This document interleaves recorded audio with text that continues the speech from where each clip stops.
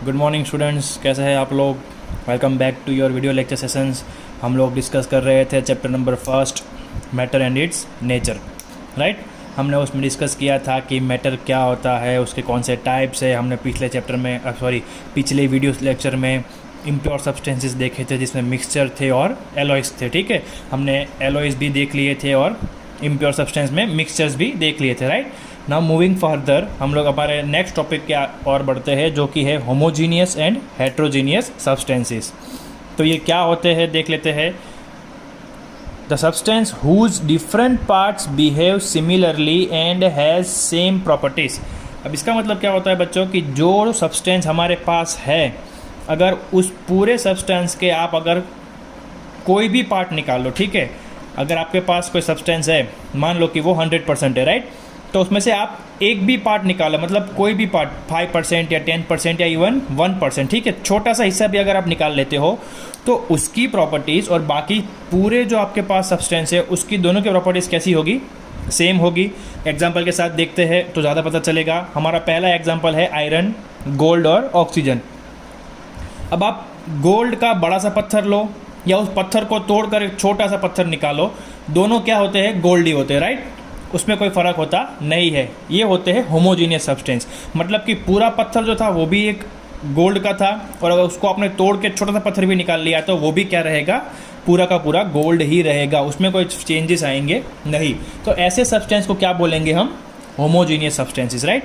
अब आयरन, आपके पास आयरन का एक रॉड है, ठीक है। आपके पास एक बड़ा सा आयरन का रॉड है, अगर आप उसको फर्स्ट एंड से या लास्ट एंड से थोड़ा काट दो तो वो जो कटा हुआ पार्ट आपके पास रहेगा वो भी क्या होगा, किसका रहेगा, आयरन का ही रहेगा। उसकी कोई प्रॉपर्टीज चेंज होगी नहीं, चाहे बड़ा हो या छोटा हो, वो पूरा का पूरा क्या होगा, आयरन ही रहेगा, मतलब कि सेम रहेगा। तो हमारा डेफिनेशन में यही था, different parts behave similarly and has same properties, ठीक है। उस बड़े से सब्सटेंस का आप कोई भी पार्ट ले लो, it would have similar properties. ऐसी चीज़ों को हम क्या बोलेंगे, we would call this kind of substances as an homogeneous substances. दूसरा एग्जांपल देखते हैं कंपाउंड्स का। तो सॉल्ट या फिर शुगर सॉल्यूशन, नमक वाला पानी या फिर चीनी वाला पानी, राइट। आप पानी में अगर सॉल्ट डालते हो, नमक या फिर चीनी डालते हो और उसको आप अच्छे से मिक्स करते हो तो थोड़ी देर बाद आप अगर पूरा ग्लास पीते हैं तो भी आपको चीनी वाले पानी का ही स्वाद आएगा।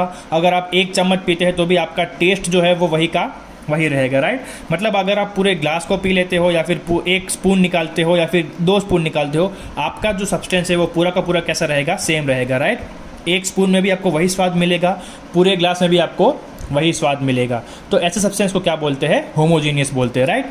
अब आगे बढ़ते हैं हेट्रोजीनियस सब्सटेंस की ओर। तो ये उसका उल्टा है।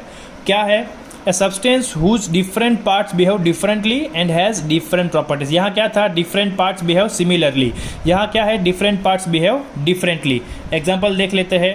तो mixture of sand and water, अगर आप पानी में मिट्टी या धूल डालते हो तो वो जो पानी है वो पूरा का पूरा सेम रहेगा नहीं। कैसे, मान लो कि ऊपर के एग्जाम्पल में आपने चीनी डाली या फिर नमक डाला पानी के अंदर और थोड़ी देर रहने दिया ताकि वो अच्छे से मिक्स हो जाए, राइट। उसके बाद अगर आप पूरा पियोगे तो आपको कहीं पर भी उसका टेस्ट डिफ्रेंशिएट होगा नहीं।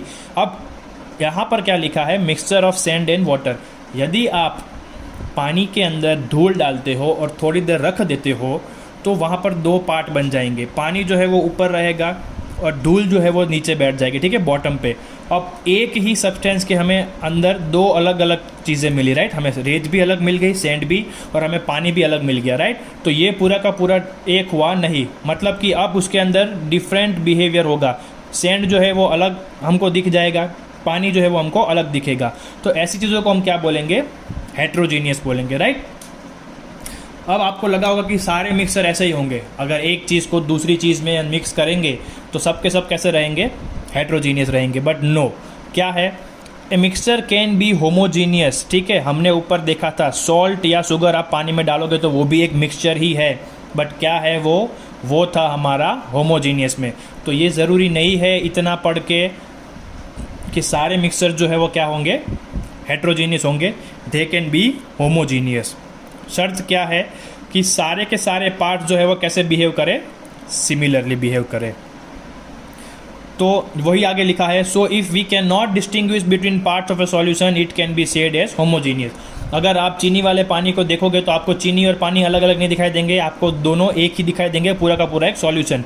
लेकिन यहाँ पर सैंड और वाटर के मिक्सचर में आप देखोगे तो आपको नीचे धूल अलग से दिखाई देगी और पानी जो है वो आपको अलग से दिखाई देगा, राइट। तो ये था हमारा नेक्स्ट टॉपिक जो है होमोजीनियस एंड हेट्रोजीनियस सब्सटेंसेस। आपको पता चल गया डिफ्रेंशिएट कैसे करना है, कौन सी चीज़ें होमोजीनियस होती है और कौन सी चीज़ें हेट्रोजीनियस होती है। मूविंग फर्दर हमारे नेक्स्ट टॉपिक की ओर आगे बढ़ते हैं, उसका नाम है बिल्डिंग ब्लॉक्स ऑफ मैटर। अब ये समझने के लिए आपको मैं एक सिंपल एग्जांपल देता हूँ हमारे घर का। अब हमारा घर किस चीज़ का बना हुआ है, तो सडनली आप लोग आंसर दे देंगे बिना कुछ सोचे कि साहब हमारा घर जो है वो किसका बना हुआ है, ईंट का बना हुआ है, पत्थर का बना है, सीमेंट है उसके अंदर आयरन रॉड्स है, ठीक है, ये सारी की सारी चीज़ें उसमें है। ये थी सबकी बड़ी बड़ी चीज़ें। अगर हम उस घर को तोड़ेंगे तो बड़े बड़े पत्थर क्या हो जाएंगे, छोटे होंगे।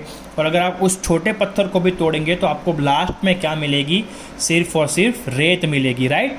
सीमेंट जो बनता है उसके अंदर हम पानी के साथ क्या डालते हैं, रेत डालते हैं, राइट। तो इतना बड़ा मकान जो बना है जिसका नींव जो है वो आयरन है, वो स्टोन्स है, वो ब्रिक्स है, वो सीमेंट है, बट एट लास्ट में क्या होता है, सब के सब छोटे छोटे पार्टिकल्स किसके फॉर्म में आते हैं, सैंड के फॉर्म में या फिर सॉइल के फॉर्म में या फिर पाउडर के फॉर्म में, राइट। तो वो है जो सॉइल, जो भुक्का आपको मिला लास्ट में, वो उसका बिल्डिंग ब्लॉक था। मतलब वो जब भुक्का इकट्ठा किया आपने, वो जो आपके पास पाउडर था सॉलिड का, आपने उसको इकट्ठा किया तब आपके पास एक छोटा पत्थर बना, आपने ज़्यादा पाउडर इकट्ठा किया तो एक बड़ी सी ब्रिक बन गई, राइट। तो वही हमको यहाँ पढ़ना है कि ये जो मैटर हमने पढ़ रहे हैं, गोल्ड है, आयरन है, ऑक्सीजन है, इन सब चीज़ों को बनता कैसे, उसके अंदर क्या होता है, छोटे छोटे उसके अंदर जो पार्टिकल्स होते हैं वो हमें पढ़ना है, राइट। तो आगे बढ़ते हैं बिल्डिंग ब्लॉक्स ऑफ मैटर। तो हमें पता है matter is made of small particles called molecules. हमने आगे देखा कि जब दो मॉलिक्यूल इकट्ठा होंगे तो क्या बनेगा, कंपाउंड बनेगा। हमें ये पढ़ना है कि ये मॉलिक्यूल्स किसके बने हुए हैं। तो molecules are further made up of even small particles called atom. अब मॉलिक्यूल जितने छोटे होते हैं उससे भी छोटे पार्टिकल्स का बना हुआ होता है मॉलिक्यूल, जिसका नाम है एटम्स। मतलब कि क्या बहुत सारे एटम्स मिलेंगे तो क्या बनेगा, मॉलिक्यूल्स बनेंगे, और बहुत सारे मॉलिक्यूल्स बनेंगे तो क्या बनेगा, मैटर बनेगा, राइट। अब उसको अच्छे से डीप में समझ लेते हैं। मान लो कि ये एटम्स है, ठीक है, एक एटम है तो हाइड्रोजन का सिंगल होगा तो क्या बोलेंगे, उसको एटम बोलेंगे। एक से ज़्यादा हो गया तो वो मॉलिक्यूल्स या फिर कंपाउंड्स बोले जाएंगे। तो मैंने यहाँ पे 3 अलग अलग कलर का ड्रॉ किया हुआ है। ब्लू है वो हाइड्रोजन है, सिंगल है इसलिए एटम है। रेड भी सिंगल है, ऑक्सीजन है, इसके लिए उसको भी क्या बोलेंगे, हम एटम बोलेंगे। वैसे ही ब्लैक जो है वो है कार्बन, राइट। अब जब ये एटम्स मिलते हैं तो क्या बनता है, molecules are further made up of even small particles called atoms. तो मतलब एटम्स मिलेंगे तो क्या बनेगा, वो बनेंगे मॉलिक्यूल्स। तो जब एक से ज़्यादा 2 एटम्स जब मिक्स होंगे तो उसे हम क्या बोलते हैं, मॉलिक्यूल्स बोलते हैं। तो यहाँ पर एक ही एटम था हाइड्रोजन का, ब्लू कलर का, इसलिए हम उसे एटम बोलते थे। यहाँ पर 2 एटम्स मिल गए हाइड्रोजन के तो वो क्या बन गया, एक मॉलिक्यूल हाइड्रोजन का, राइट। ये एक एटम था स्टूडेंट्स, देखो कंफ्यूज मत होना, ये सिंगल एटम है। यहाँ पर 2 एटम जरूर है बट ये क्या बनाता है, सिंगल मॉलिक्यूल ऑफ हाइड्रोजन। ये पूरा का पूरा एक ही है, 2 अलग अलग नहीं है। वैसे ही यहाँ पर एक रेड कलर का एटम जो था वो किसका था, ऑक्सीजन का था। तो यहाँ पर जब 2 एटम्स मिलेंगे तो क्या बनाएगा, एक मॉलिक्यूल ऑक्सीजन का, ठीक है। वैसे ही कार्बन का एक था तो एटम था, लेकिन जब 2 एटम्स मिक्स हो जाएंगे तो वो क्या बनाएगा, सिंगल मॉलिक्यूल ऑफ कार्बन। अब हमें ये भी पता है कि जब मॉलिक्यूल्स मिक्स होते हैं तो क्या बनता है, कंपाउंड्स बनता है। और कंपाउंड्स जो है वो आइदर सेम मॉलिक्यूल्स का बनता है या फिर डिफरेंट मॉलिक्यूल्स का बनता है। एग्जांपल मैंने आपको दिया है, क्या है, H2O, मतलब कि 2 हाइड्रोजन और 1 ऑक्सीजन। तो हमारे पास हाइड्रोजन का कलर क्या था, ब्लू, तो ये रहा H2, और O हमारे पास ऑक्सीजन कौन से कलर का था, तो ऑक्सीजन। ये बन गया एक कंपाउंड, ठीक है। दूसरा एग्जांपल हमने लिया है CO2। अब यहाँ पे 2 क्या है, O, तो O हमारा कौन सा कलर था, रेड कलर, तो ये रहा O2, और C जो हमारा एक था वो ये रहा हमारा कार्बन, ठीक है। कंफ्यूज मत होना, सिंगल होंगे तो एटम होंगे, अगर 2 एटम्स मिक्स हो जाएंगे तो उसे क्या बोलेंगे, सिंगल मॉलिक्यूल बोलेंगे, और जब ये मॉलिक्यूल्स इकट्ठा हो जाएंगे तो क्या बोलेंगे, उसको कंपाउंड्स बोलेंगे, ठीक है। यहाँ तक क्लियर, समझ में लेना, हार्ड नहीं है ये, सिर्फ आपको समझ में आना चाहिए, ठीक है। एक बार में समझ ना आए तो एक और बार देख लेना, बट कंफ्यूज मत होना, राइट। अब हम आगे बढ़ते हैं कि ये एटम्स जो है अब उसके अंदर क्या होता है। हमने देख लिया कंपाउंड्स के अंदर मॉलिक्यूल्स होते हैं, फिर इस टॉपिक में हमने पढ़ा कि मॉलिक्यूल्स किसका बना हुआ होता है, एटम्स, मतलब मॉलिक्यूल्स के अंदर क्या होते हैं, एटम्स होते हैं। अब हम देखेंगे कि ये एटम जो है क्या इसके अंदर भी कुछ होता है, अगर होता है तो वो क्या होता है, राइट। तो स्टूडेंट्स आगे बढ़ते हैं। एटम, तो एटम बना हुआ होता है, atom is made up of electrons, protons and neutrons. तो एटम के अंदर 3 चीज़ें होती है जिनका नाम है इलेक्ट्रॉन्स, प्रोटॉन्स और न्यूट्रॉन्स, और इनको क्या बोला जाता है, they are called fundamental particles. ठीक है, फंडामेंटल मतलब उसके अंदर और उससे आगे कुछ होगा नहीं।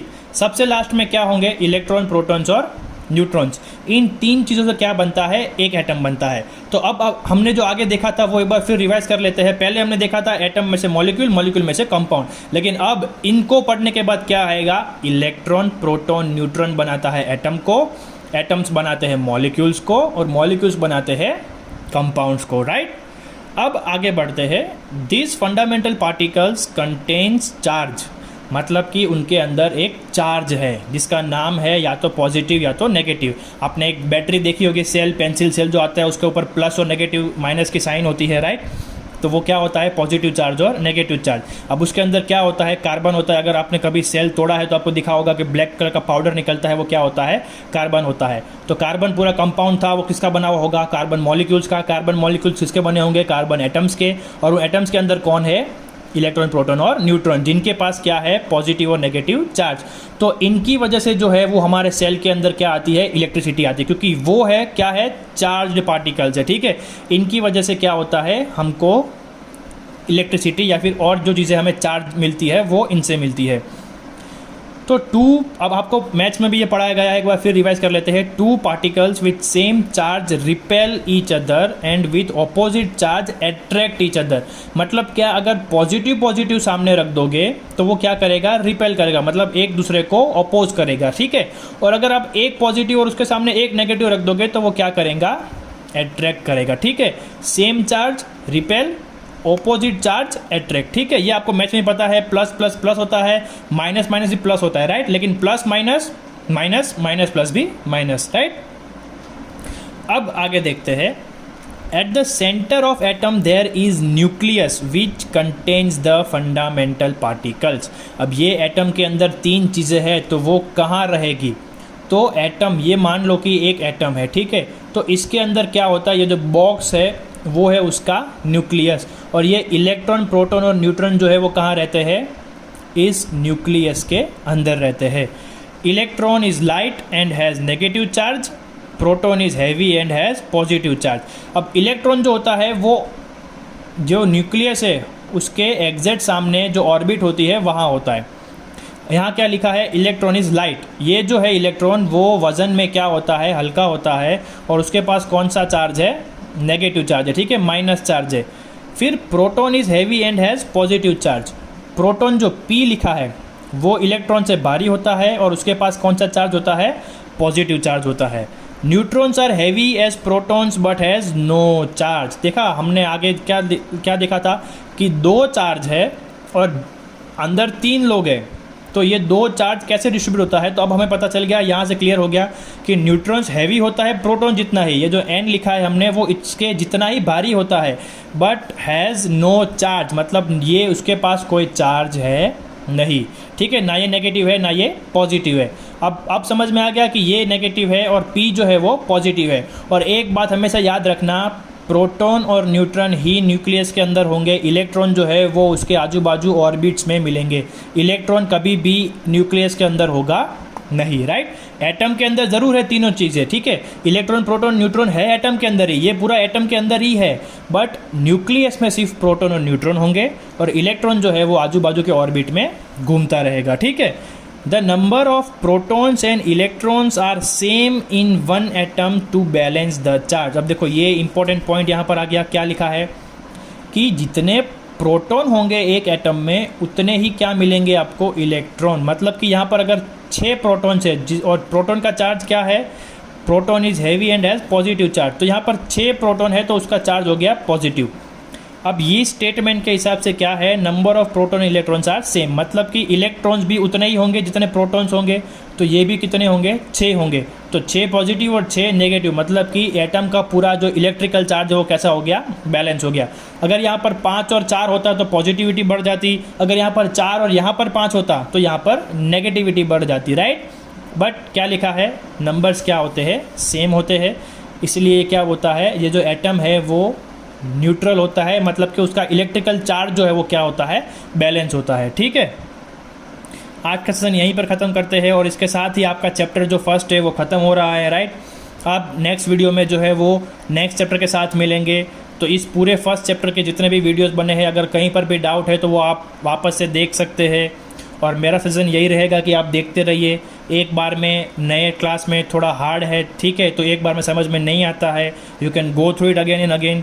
आपके पास अच्छी फैसिलिटी है कि हम लोग वीडियोस बना के डाल रहे हैं, तो आपको जितनी बार देखना होता है उतनी बार आप देख सकते हैं, उसमें कोई परेशानी नहीं होगी, राइट। उसी के साथ आपको होमवर्क मिला है नीचे, डिफाइन होमोजीनियस सब्सटेंसेस। अब इस वीडियो में जो मैंने डेफिनेशन लिखी है वो मैंने बनाई थी, आपको क्या लिखना है, आपको लिखना है कि जो मैंने PDF भेजी है उसमें ब्लैक कलर की लाइन है, वो आपको डेफिनेशन लिखनी है होमोजीनियस सब्सटेंस की, ठीक है। PDF में ढूंढेंगे तो मिल जाएगी। फिर है डिफाइन हेट्रोजीनियस सब्सटेंस, सेम आपको PDF में से सब्सटेंस जो है हेट्रोजीनियस उसकी डेफिनेशन निकालनी है। फिर what are molecules made of, तो मॉलिक्यूल्स किसके बने हुए होते हैं वो हमने इस वीडियो में डिस्कस किया है। आप यहीं पर से लिख सकते हैं कि भी molecules are made up of, जो आपको ठीक लगे इस वीडियो के हिसाब से। What are atoms made up of, फिर हमने इसी पेज पे डिस्कस किया कि एटम्स किस चीज़ के बने हुए होते हैं, तो आपको वो लिखने हैं। फिर which charge does neutrons contents, अब इलेक्ट्रॉन के पास कौन सा चार्ज है, प्रोटॉन्स के पास कौन सा चार्ज है और न्यूट्रॉन के पास कौन सा चार्ज है, वो आपको पता है, इतने में आपको मिल जाएगा। तो आपको सिर्फ लिखना है कि न्यूट्रॉन्स के पास कौन सा चार्ज है, राइट। तो होमवर्क ख़त्म कीजिएगा। फर्स्ट लेक्चर यहाँ पर आपका फर्स्ट चैप्टर जो है वहाँ पर ख़त्म होता है। नेक्स्ट वीडियो में हम सेकेंड चैप्टर स्टार्ट करेंगे। तो मिलते हैं, गुड बाय।